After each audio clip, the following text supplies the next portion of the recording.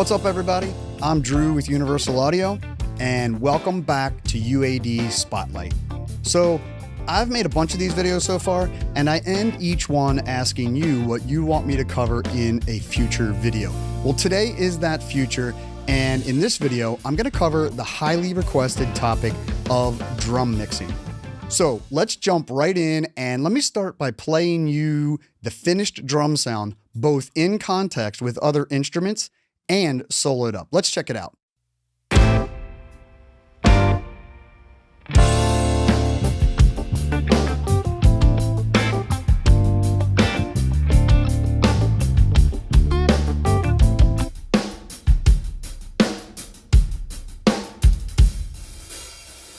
All right, so let me get started by telling you a little bit about this session. These are drums I've recorded here recently at the studio, and I used mostly UA standard series mics. In fact, all of the close mics are standard series mics.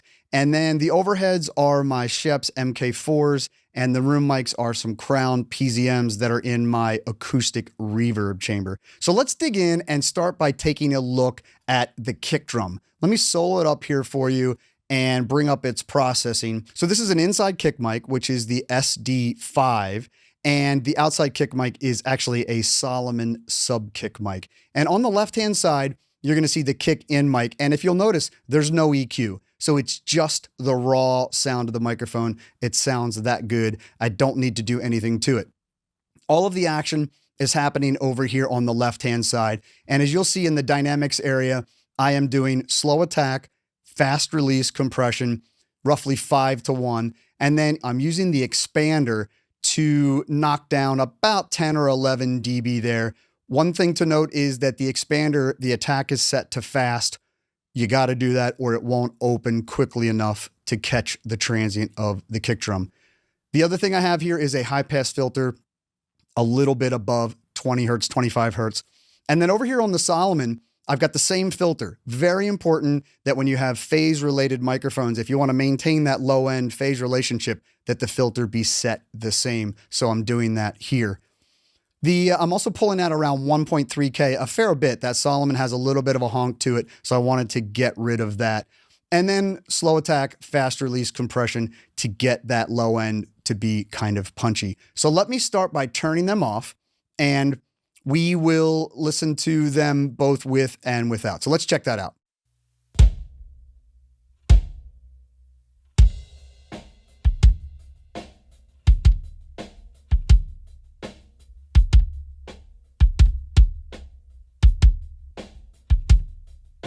So not a huge transformation there. And that's a testament to the quality of that microphone. The kick drum is pretty much sounding like I want right off the bat. So let's move on to the snare drum. And for the snare drum, I want to address the top mic and the bottom mic separately because there's quite a difference in the treatment. Okay, so let's start with the snare top. And I'm doing slow attack, fast release compression to bring out the snap and punch of the drum. No expansion here. I didn't get a lot of bleed. I don't need to mess with that. On the EQ front, I am pushing a little bit of 220-ish. That's pretty much where the meat of most snare drums are. A fairly decent cut at around 700 to get rid of some honk, and then a peaking type filter here. That's what the bell button is for. That at 8K to add some snap. My high pass filter, more up towards 70, pretty expected for a snare drum. And then after that, I've got the transient designer with the attack is set flat and the sustain is extended. I want to lengthen this snare drum. So let me start by turning them off. And let's listen to this snare drum raw, and then as I add each plugin.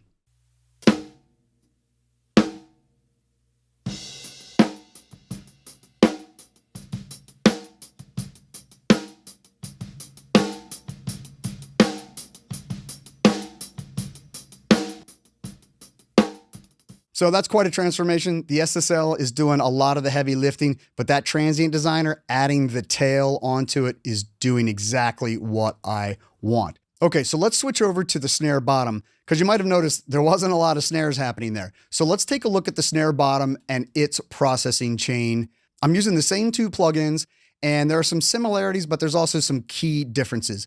On the SSL E channel, the first thing I want you to notice is that I am using fast attack compression. The snare bottom mic, I don't want any punch or transient out of it. I just want the splat and the snariness. So you'll hear that getting rid of that for me. And high pass filter matches the snare top for the same reason I mentioned with the kick drum. I'm cutting the 700, get rid of a little bit of a honk. No top end needed here. It's already fairly bright.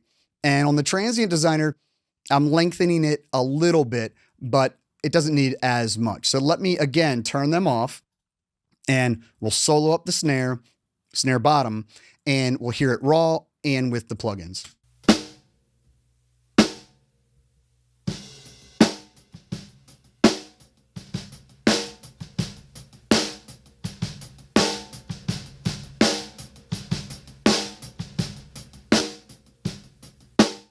So as you can hear, knocking down the transient of the snare, elongating the rustle of the snares. Let's hear those two together now, and we'll turn them off and then back on.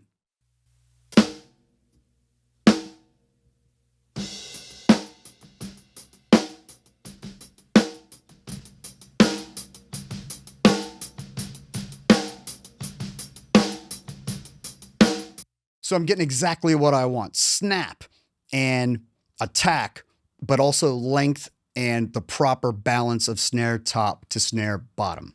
Okay, so for the hi-hat and the toms, I'm gonna go through these fairly quickly because there's not a lot happening here. So if we take a look at the hi-hat channel, you'll notice that I'm using that same fast attack, fast release compression for the same reasons as the snare bottom. Want to knock down transient and just focus on lengthening the hi-hat.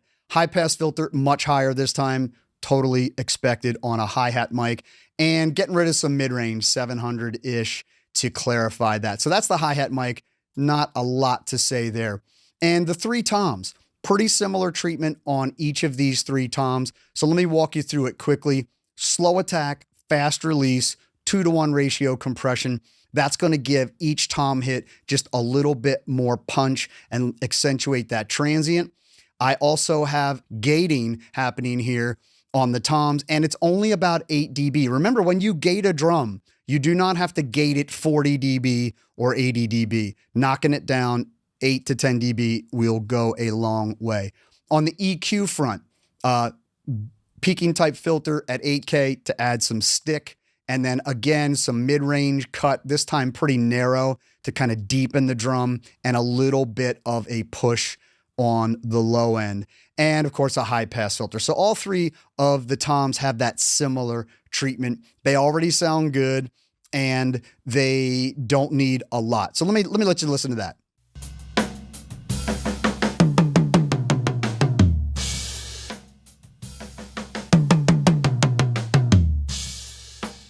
Okay, so let's move on to the overheads because this is where some cool stuff is happening. Let me start off by bringing up the E channel here, and we're doing fast attack, fast release compression for the same reasons as before. I want to knock down that transient and the snare and mostly get sort of a fullness of the kit from this. High pass is only at 25 Hertz. I want some low end to come through here. Sometimes that'll be higher when I'm mixing drums, but not this time. And really all I needed to do was pull out some broadband mid-range here around 700 or 800. So not a lot happening there. After that, we have A-type, which is set to an amount of about 30% and a 50-50 ratio using the default excite mode. This is just gonna bring out all of the goodness that's inherent in those microphones.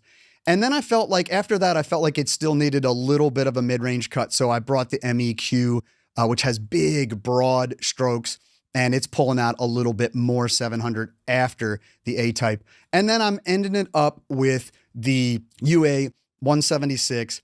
It has mild tube coloration, unlike its sister brother, the 175, but it has a very fast attack, and that's further gonna just sort of knock down transients and smooth out my overhead. So let me solo them for you. Let me turn all of these off, and then let's listen, and I'll bring each one into the signal chain at a time.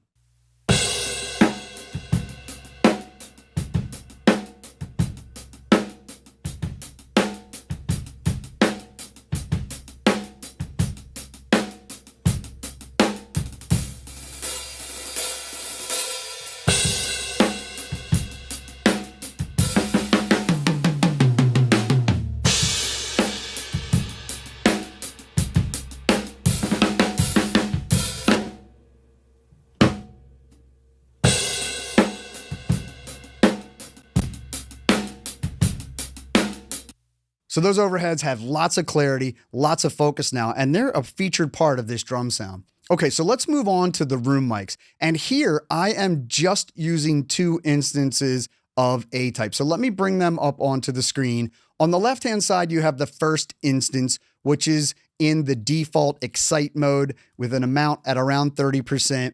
And again, this is just sort of extracting the goodness out of the natural sound of these microphones, just like it was on the overheads. And then on the right-hand side, I'm using crush mode with A-type. This is my new go-to for parallel compression. It is awesome. Let's do the same thing. Turn them both off and solo it up and bring them on one at a time.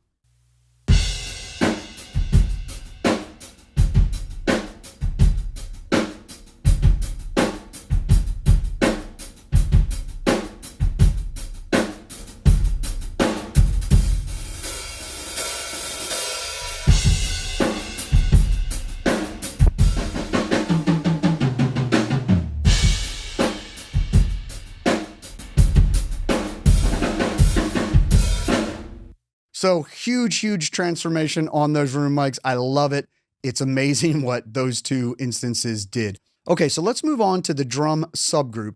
And I have the API summing on this drum subgroup, and I've got the headroom screw turned up, pushing into the model for maximum coloration. Even with that, it's fairly subtle. And then in the inserts, I have the Chandler curve bender, one of my favorite bus EQs.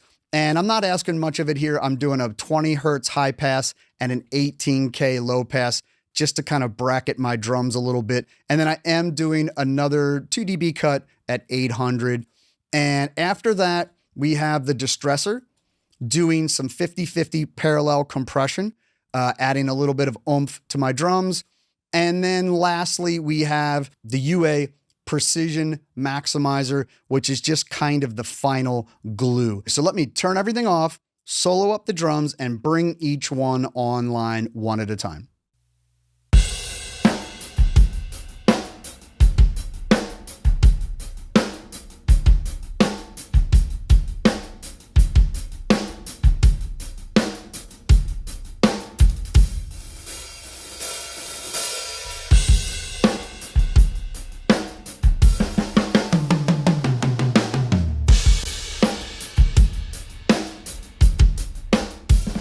So not a huge transformation, but it is just that final little polish on my drums. So there you have it. That's the final drum sound. Let's take one more listen to just the drums without any processing and then with their processing.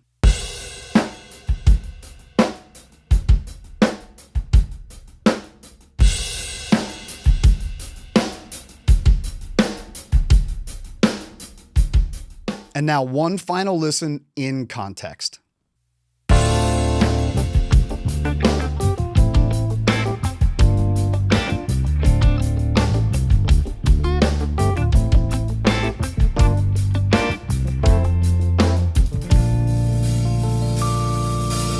So I hope this video has helped you get better at mixing drums and given you some ideas to try on your next mix.